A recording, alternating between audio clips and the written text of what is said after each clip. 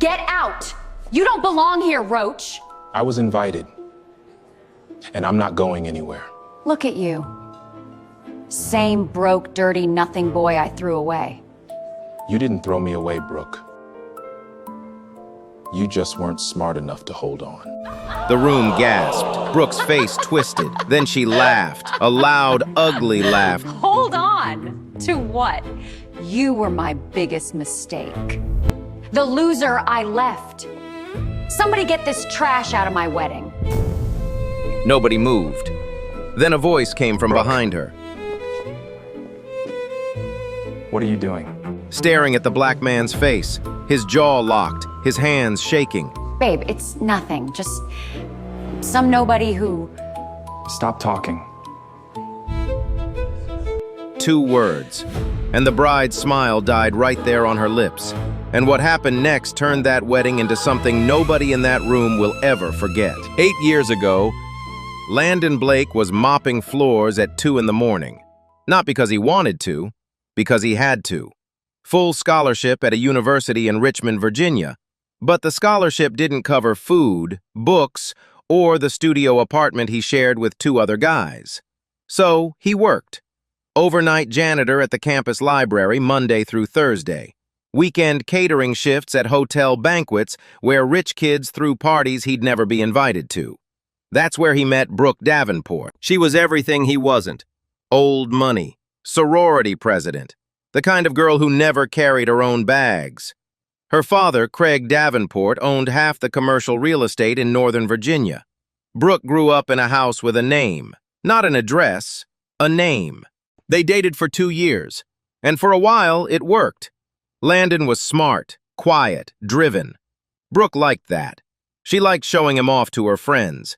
The boyfriend from the other side of town, the one who earned everything himself.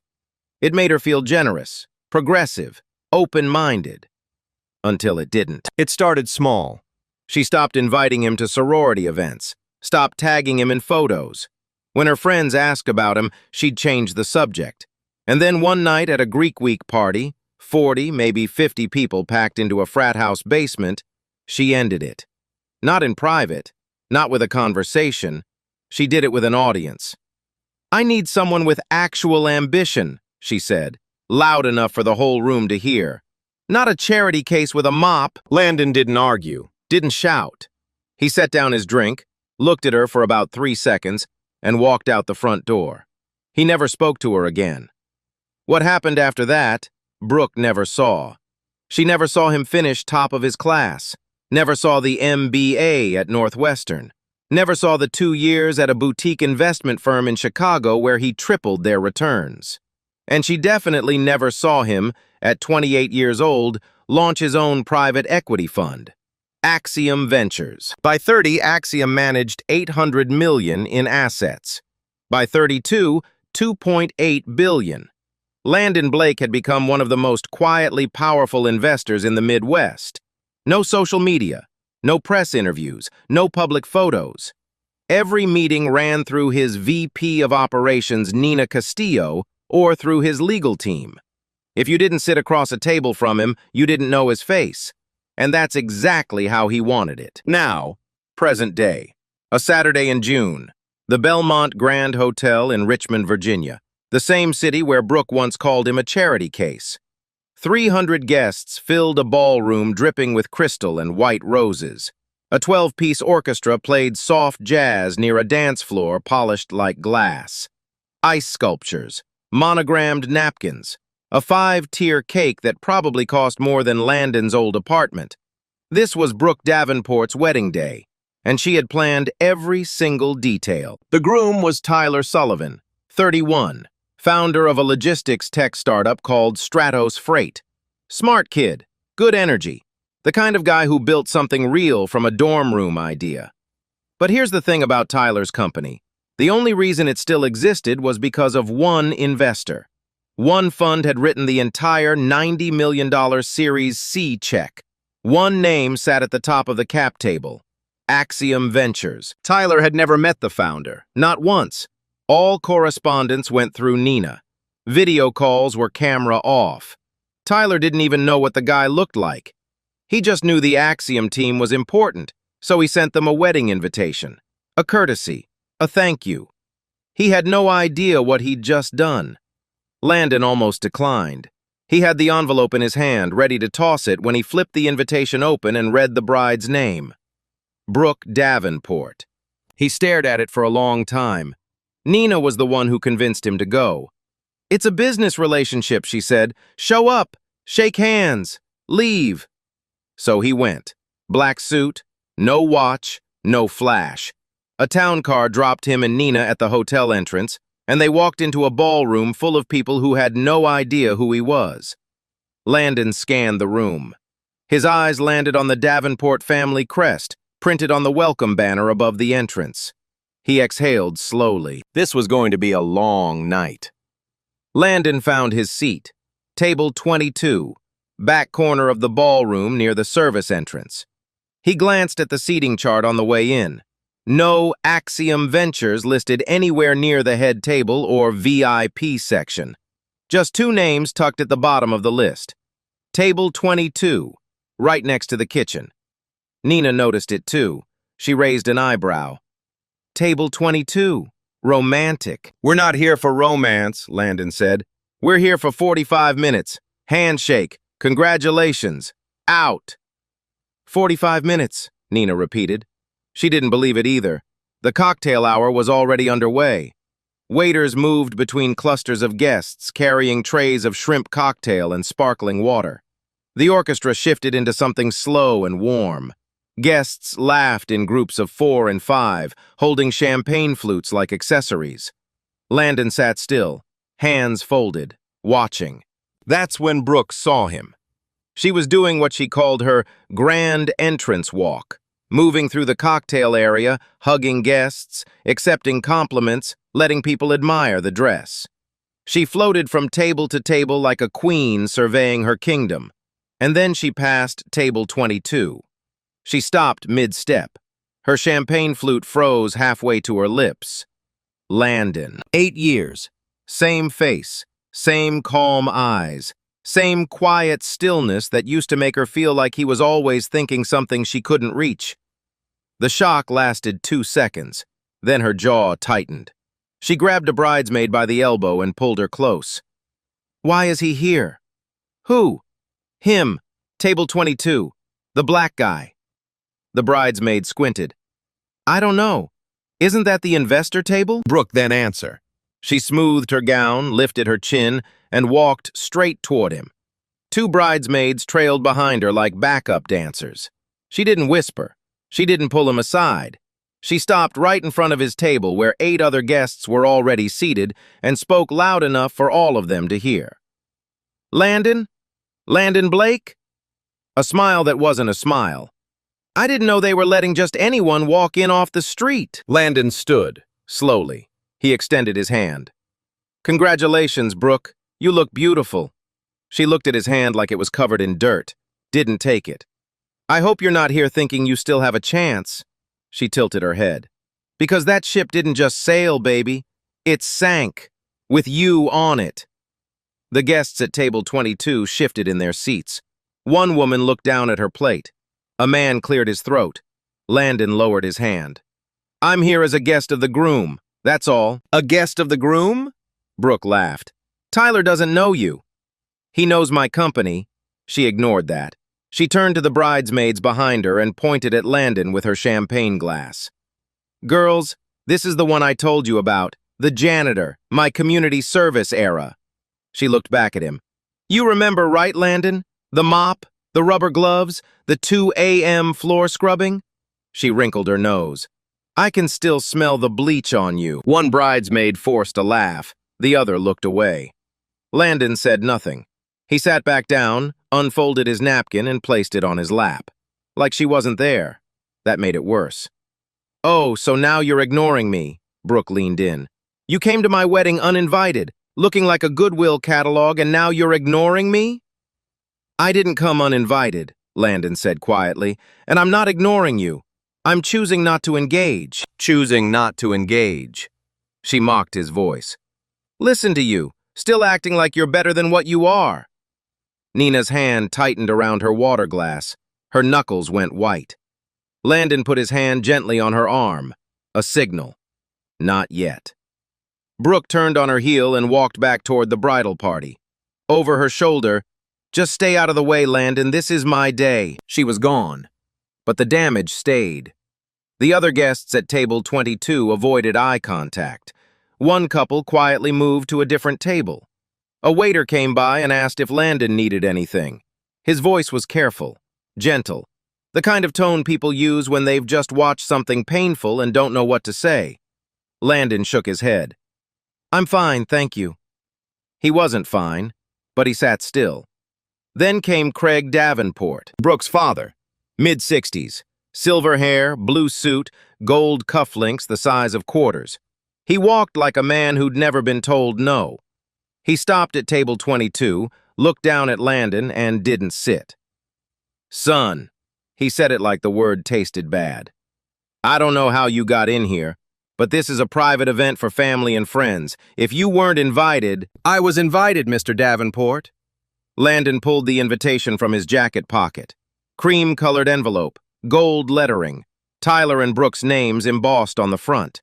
Craig took it, held it up to the light like he was checking for a counterfeit bill, turned it over, read the names. He handed it back, didn't apologize. "Just stay out of the way," he said. Same words as Brooke, same tone. Like father, like daughter. He walked away. Landon tucked the invitation back into his pocket. Nina leaned over. "Give me one reason we're still here."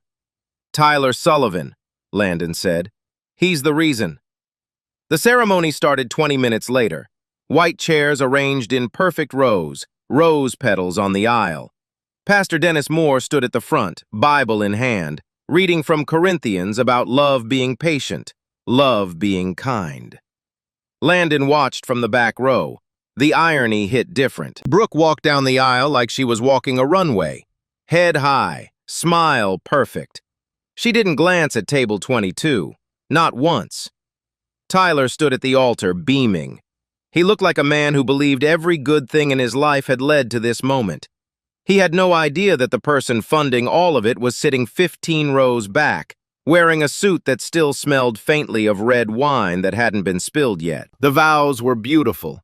Tyler's voice cracked when he said, "I promise to protect you." Brooke's voice was steady, rehearsed, camera-ready. Pastor Moore pronounced them husband and wife. The ballroom erupted in applause. Landon clapped politely. Nina didn't. Reception. Dinner service. The orchestra kicked up. Guests moved to the bar, to the dance floor, to the photo booth in the corner. Landon stayed at table 22, but Brooke came back. This time she had wine in her hand. Red. She was looser now, louder. 2 glasses in, maybe 3. "You're still here?" She stood over him. "What are you waiting for, a tip?" "Just enjoying the evening," Landon said. "Enjoying the evening." She repeated it slowly, dripping with contempt. "You know what I enjoy? Looking at you and knowing I made the right call. 8 years ago, I looked at you and saw exactly what you were. Nothing. A charity case, a project. And I dropped you like every smart woman should." She leaned down, close enough that he could smell the Merlot on her breath. "You will never be good enough for a room like this, Landon. You know it. I know it. Everyone here knows it." Landon looked at her, steady, calm. "Are you done?" "I'm just getting started." She straightened up, smiled at a passing guest, then turned back to him, and the wine glass tilted. Red wine poured down the front of his white dress shirt. Slow, deliberate. Her hand was steady. Her eyes didn't blink. "Oh, no!" She covered her mouth with her free hand. Mock horror. "I'm so sorry, but honestly, that shirt has seen better days anyway."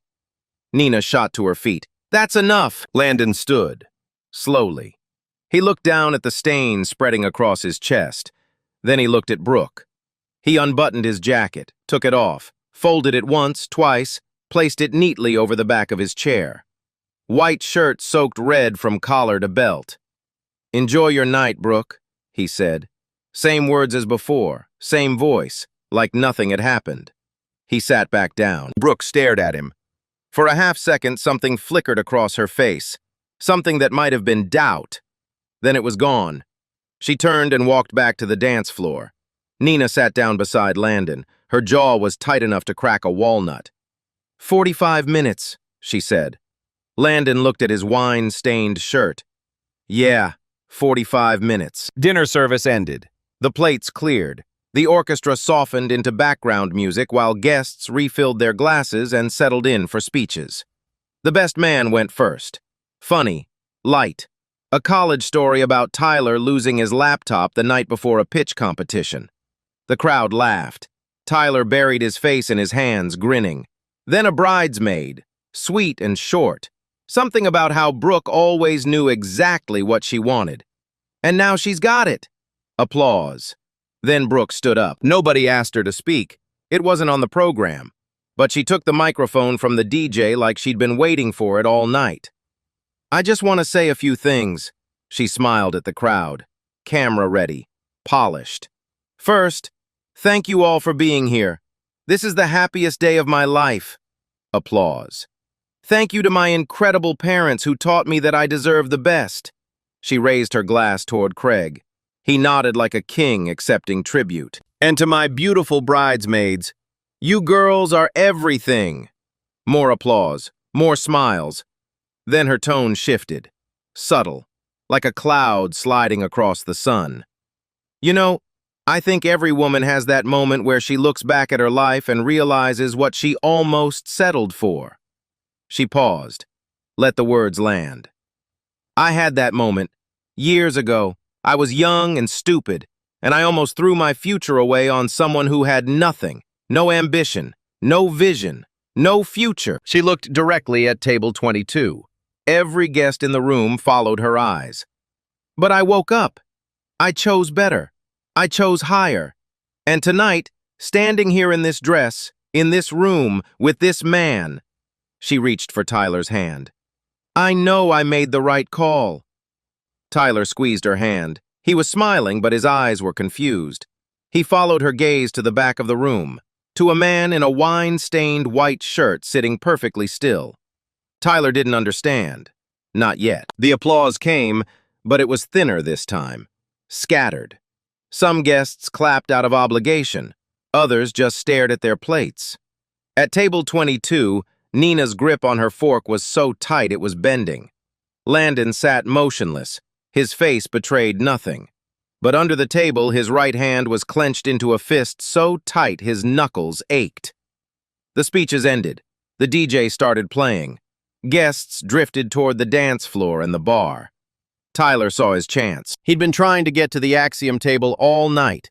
He straightened his tie, grabbed 2 glasses of champagne, and walked toward table 22 with the kind of nervous energy a founder carries when he's about to meet the people who write the checks. Hey, hi. He set a glass down in front of Nina. I'm Tyler Sullivan. Are you with Axiom Ventures? Nina smiled, professional, warm. Nina Castillo, VP of Operations. It's great to finally meet you in person, Tyler. Likewise. Seriously, I've been wanting to say thank you face to face for... And this, Nina said, gesturing to her left, is... A hand closed around Tyler's arm, tight. Babe. Brooke appeared from nowhere. Her fingers dug into his sleeve. They're about to do the cake. Come on. Just give me 1 second. I'm meeting the... Now, Tyler. She didn't wait for an answer. She pulled him away from the table like a mother dragging a child out of a candy store. Tyler looked back over his shoulder at Nina, mouthing the word, sorry. Nina's introduction died mid-sentence. Landon sat untouched. The second champagne glass Tyler had brought sat on the table, still full, bubbles fading. In the hallway behind the ballroom, Brooke dropped the smile. I don't want you talking to that man. Tyler frowned. What man? The Axiom people? Brooke, they're my biggest investors. I can't just... He's my ex. She said it flat, hard. He's nobody. He was nobody then and he's nobody now. I don't want him near us. Your ex? Tyler's face shifted. You never mentioned... Because there's nothing to mention. He's a loser, Tyler. A broke, pathetic loser who showed up here to embarrass me. She grabbed both of his hands, softened her voice. "Baby, it's our wedding day. Don't let him ruin it, please." Tyler looked at her. Something in his gut didn't sit right, but it was his wedding day. The cake was waiting. 300 people were watching. He let it go. "Okay," he said. "Okay." They walked back in together. Brooke's smile returned like a switch had been flipped. At table 22, Landon watched them re-enter the ballroom. He said nothing. Nina leaned in. "She physically pulled him away from us. I saw. Landon, this is—" "I know what this is." Across the room, a bridesmaid held up her phone. "Instagram story." She panned the camera across the dance floor, the cake, the decorations, and accidentally caught Brooke pointing at table 22, face twisted with anger mid-sentence. The clip was 15 seconds. She posted it without watching it back. Another guest, a college friend of Tyler's, typed a tweet from the bar. "The bride at this wedding is unhinged, Limao. Someone come get her." He hit send while waiting for his old-fashioned. Neither of them knew what they'd just lit. The cake was cut. Photos were taken. The first dance happened. Tyler and Brooke swaying under a spotlight while the orchestra played something soft and sweet. From a distance, they looked perfect. Then came Gail Sullivan, Tyler's mother, mid-60s, silver bob, a quiet woman who noticed everything and said very little. She had been watching Brooke all night, watching the pointed looks at table 22, watching the wine incident from across the room, watching her new daughter-in-law's face change every time she looked at the black man in the back corner. Gail didn't approach the bridal table. She walked to table 22.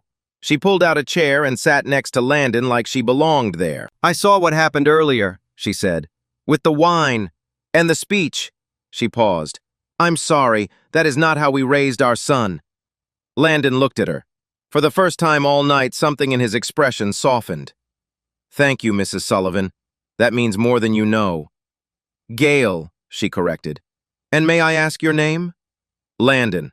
Landon Blake." She didn't recognize it. She had no reason to, but she filed it away. "Well, Landon," she touched his arm briefly. "Whatever her problem is with you, it says everything about her and nothing about you."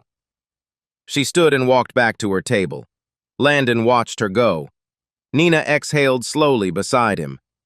45 minutes was 2 hours ago, Nina said. Landon almost smiled. Almost. The DJ slowed the music. Guests gathered near the dance floor for the bouquet toss.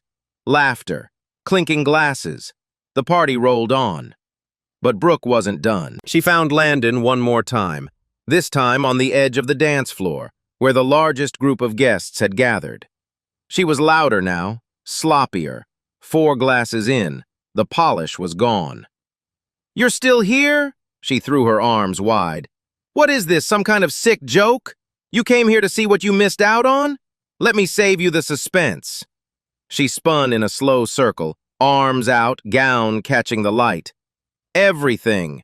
You missed everything." Guests stopped dancing. The music kept playing, but nobody moved.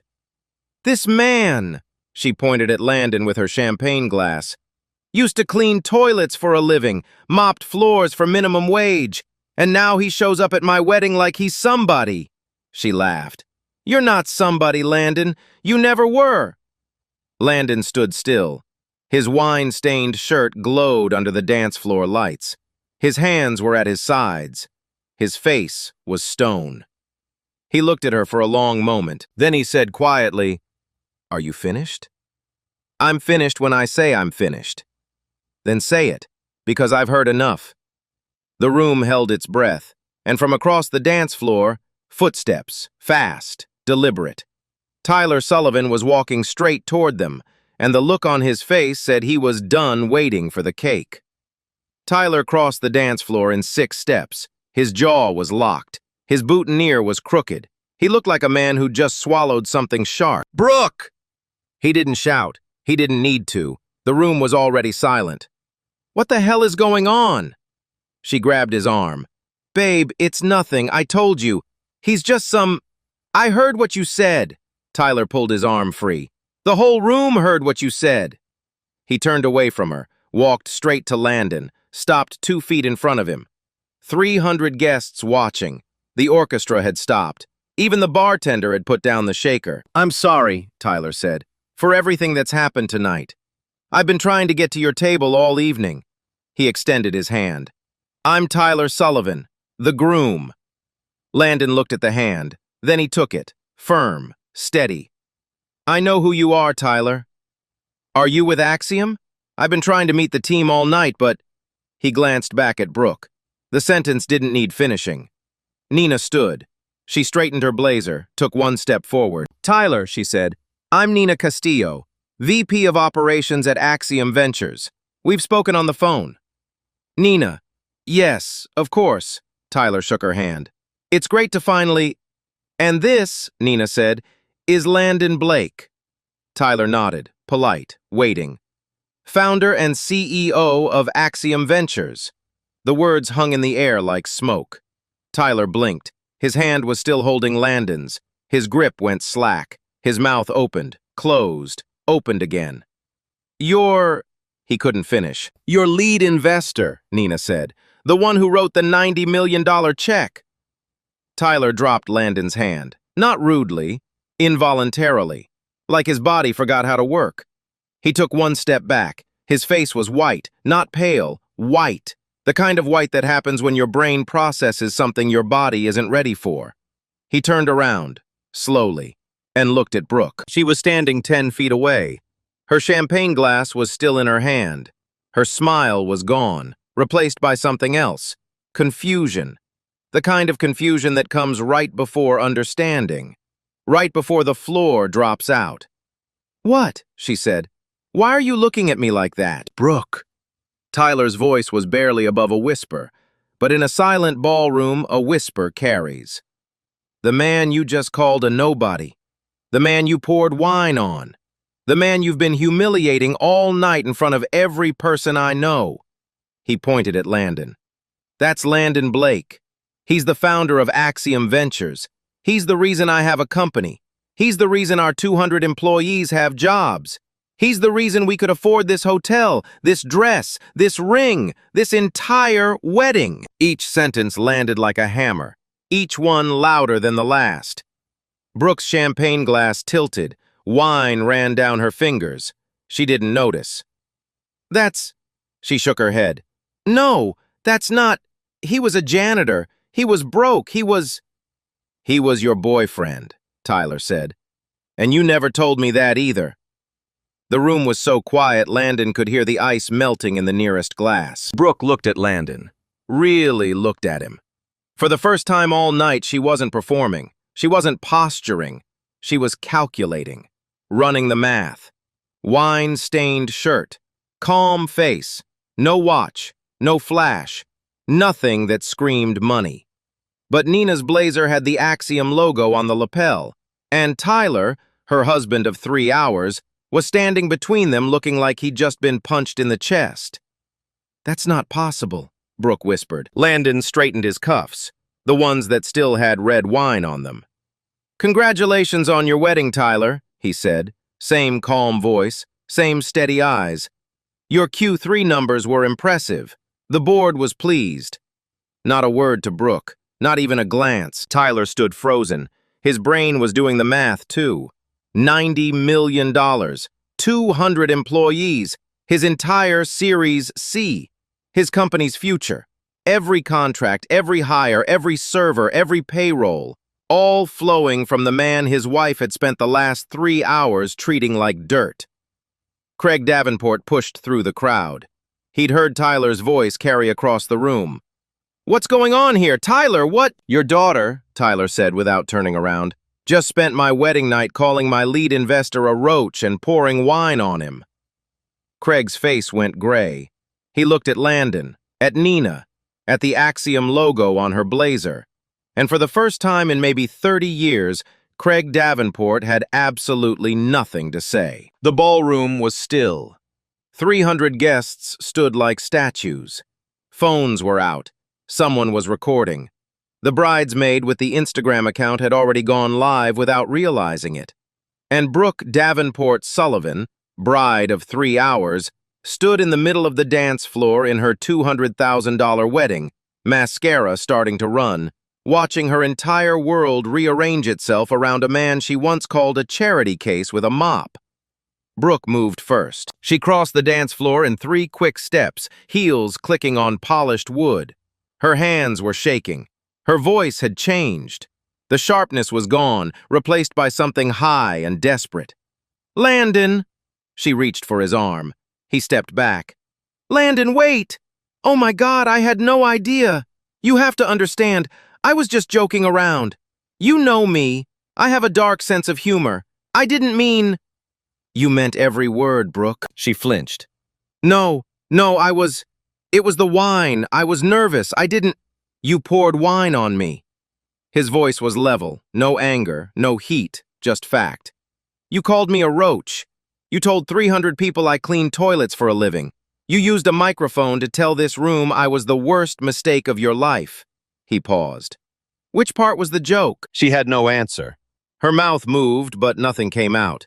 Behind her, 2 bridesmaids stood frozen, phones half raised, unsure whether to record or run. Nina stepped forward, not to Brooke, to Tyler. She reached into her clutch, pulled out a business card, and placed it in his hand. "We should talk Monday," she said. Her voice was professional, measured, but the weight underneath was unmistakable. "There are things the board will need to discuss." Tyler looked at the card. His thumb ran across the embossed Axiom logo. He nodded slowly. He understood. This wasn't just a ruined wedding, this was a business crisis with a ticking clock. "Nina," Tyler's voice cracked. "I didn't know, I swear I didn't—" "I know you didn't," she said it gently. "That's the only reason I'm handing you this card instead of an email." Craig Davenport appeared again, but this time the swagger was gone. His shoulders were lower, his voice was softer. He extended his hand toward Landon with the kind of smile men put on when they realize they've made a very expensive mistake. "Mr. Blake, Craig Davenport, I don't think we've been properly introduced. I'm in commercial real estate. Perhaps we could—" "We met earlier, Mr. Davenport." Landon's hand stayed at his sides. "You told me to stay out of the way." Craig's hand hung in the air. 1 second, 2, 3. Then it dropped. That was a misunderstanding. I didn't realize—" "You didn't need to realize anything," Landon said. "You saw a black man at your daughter's wedding and decided he didn't belong. That's not a misunderstanding, that's a choice." Craig opened his mouth, closed it, took a step back. For the second time tonight, a Davenport had nothing to say. Landon turned to Gail Sullivan.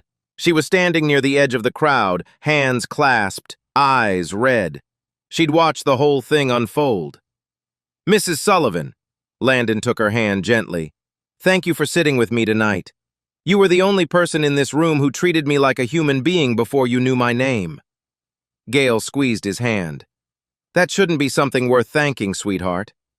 "No," Landon said. "It shouldn't." He nodded to Tyler. A small nod. Professional, not cold, but not warm either. The nod of a man who separates the husband from the business and hasn't decided yet what to do with either. Then he walked toward the exit, Nina beside him. No dramatic speech, no revenge monologue, no victory lap. Just 2 people walking through a silent ballroom, 300 pairs of eyes following them to the door. The orchestra hadn't played a note in 10 minutes. The ice sculpture was melting.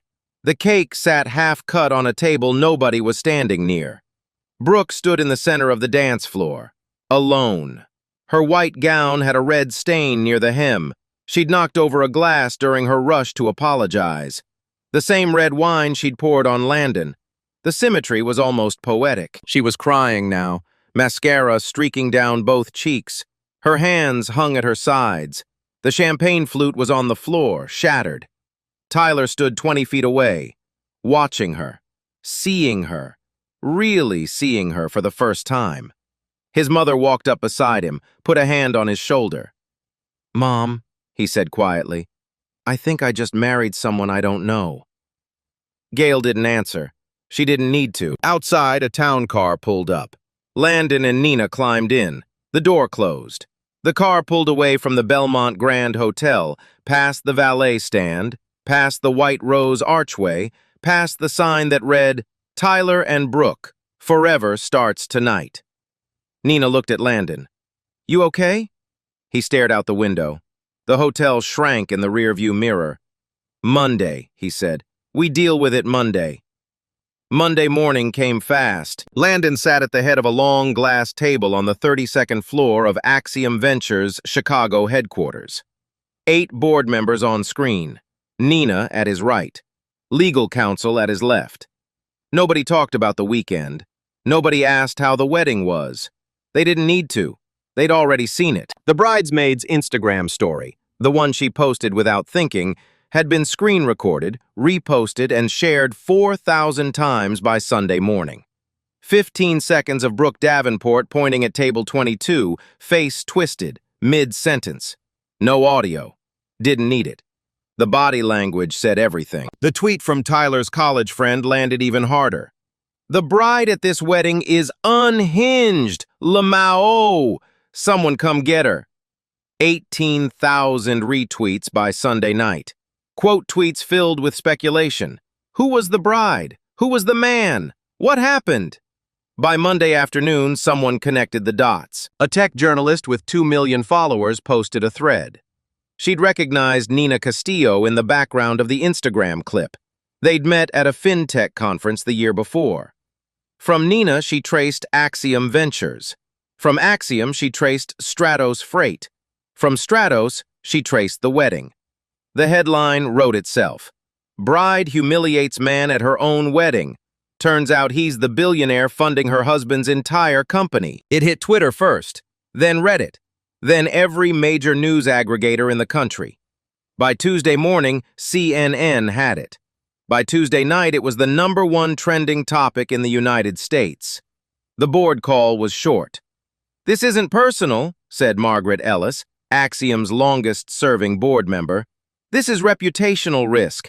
Our $90 million investment is tied to a CEO whose spouse has become a national symbol of racial prejudice. Institutional partners are already calling." She was right. 2 pension funds that co-invested with Axiom on the Stratos deal had already requested meetings. A family office in Boston sent a 1-line email. "We need to discuss continued involvement." Landon listened. He let every board member speak. Then he said 4 words. "Don't punish the employees." The room went quiet. "Stratos has 200 people," he continued. "Engineers, drivers, warehouse staff. They didn't do this. Tyler didn't do this. His wife did. And I'm not going to let 200 families lose their income because a woman I dated in college can't control her mouth." The board agreed, conditionally. Axiom would maintain the investment, but with new terms. Tyler would complete a leadership development program focused on inclusive workplace culture. Stratos would establish and fund a company-wide diversity initiative, and Tyler would issue a public statement addressing the incident. Not a PR statement, a real one. Tyler got the call Tuesday afternoon. He didn't argue, didn't negotiate, didn't ask for softer terms. "Whatever you need," he said. "I'll do all of it." But the internet wasn't as patient as Axiom's board. Journalists dug into Brooke's social media history.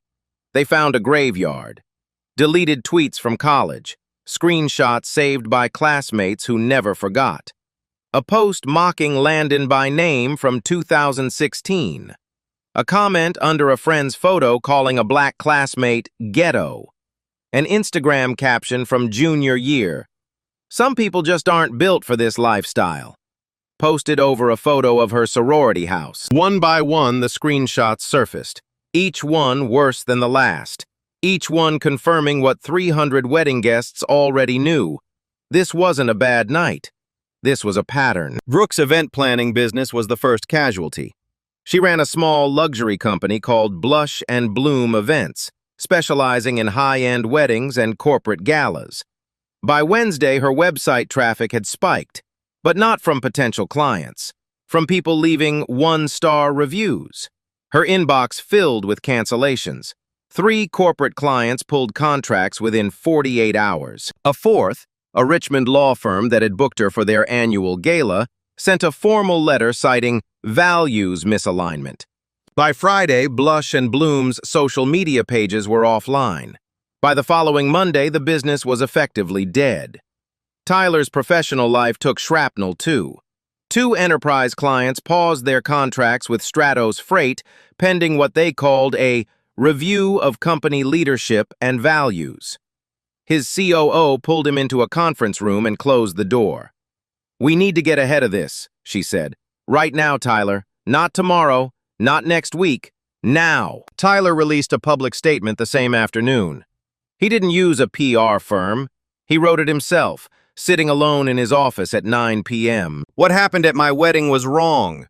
My wife's behavior toward a guest, a man who has shown me nothing but professionalism and generosity, was inexcusable. I should have intervened sooner. I should have spoken up the moment I saw it happening. I didn't, and I take responsibility for that. Landon Blake deserved better. And to anyone who has ever been treated the way he was treated that night, I'm sorry. We have to do better. I have to do better." It wasn't perfect. It wasn't polished, but it was real. And people felt it. The statement went viral on its own. 80,000 shares in 24 hours. Comments from people who'd been in Landon's shoes. Stories from black professionals who'd sat at their own Table 22s. The hashtag Table 22 trended for 3 days. Tyler filed for annulment the following week. Not divorce, annulment. His attorney argued concealment and fraud. Brooke had hidden her prior relationship with Tyler's lead investor. She had actively prevented Tyler from meeting Landon at the wedding. She had, in the language of the filing, engaged in a deliberate pattern of deception that materially affected the groom's ability to make an informed decision about the marriage. The filing became public record. Another headline, another news cycle, another round of Brooke Davenport's name trending for all the wrong reasons. Craig Davenport didn't escape either. His commercial real estate firm, Davenport Holdings, held 3 municipal contracts in the Richmond area. All 3 contained standard DEI compliance clauses. When video of Craig telling a black man to stay out of the way at a private event surfaced alongside his daughter's scandal, the city of Richmond launched a formal review. 2 weeks later, 1 contract was terminated. The other 2 were placed under probationary review. Craig retained a crisis PR firm. They advised him to stay quiet. For once in his life, he listened. And Landon Blake? He didn't post a statement, didn't do an interview, didn't tweet, didn't go on a podcast, didn't write an op-ed. His phone rang 400 times that week from journalists, producers, and media bookers. He didn't answer a single one.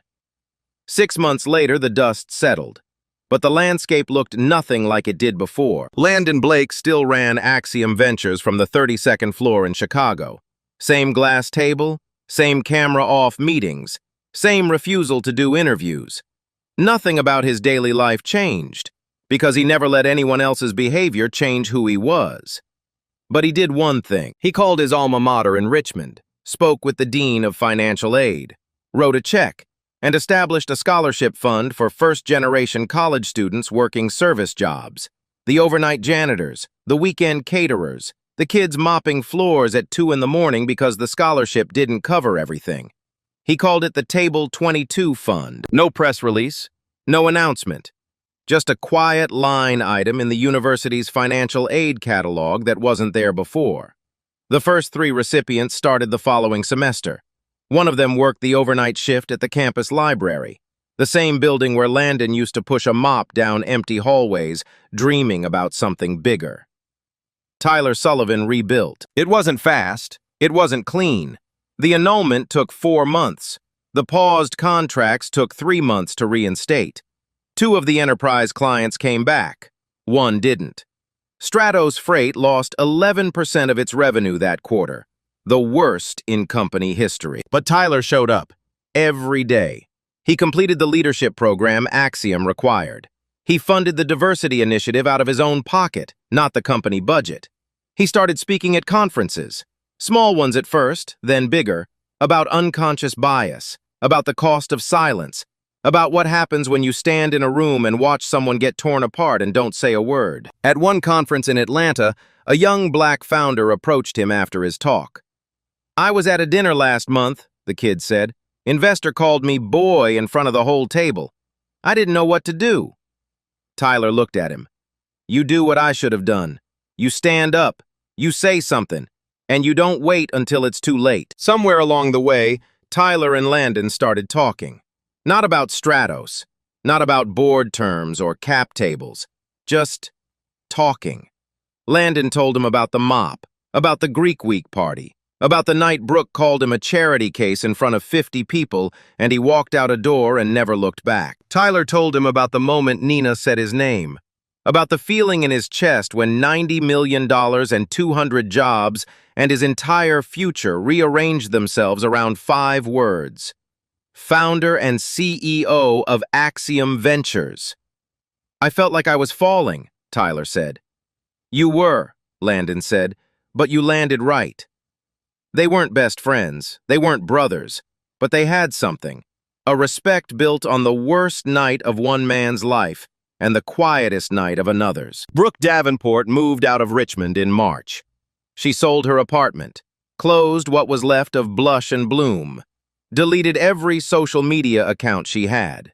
She moved back in with her parents and took a junior position at Davenport Holdings, answering phones in an office where her last name used to open every door. Her social circle dissolved like sugar in hot water. The bridesmaids stopped calling first, then the college friends, then the neighbors. One by one, the people who used to fill her weekends and her Instagram grid just disappeared. The last anyone heard, she was living quietly, working quietly. A woman who once stood in a ballroom and declared herself better than everyone, now sitting in a cubicle, hoping nobody recognized her name. Contempt is expensive. It always has been. The people you mock on the way up are the same people you'll meet on the way down, and some of them will be holding the keys to everything you have. Brooke didn't lose her marriage because Landon was rich. She lost it because she showed an entire room exactly who she was. The money just made the consequences faster. So here's my question for you.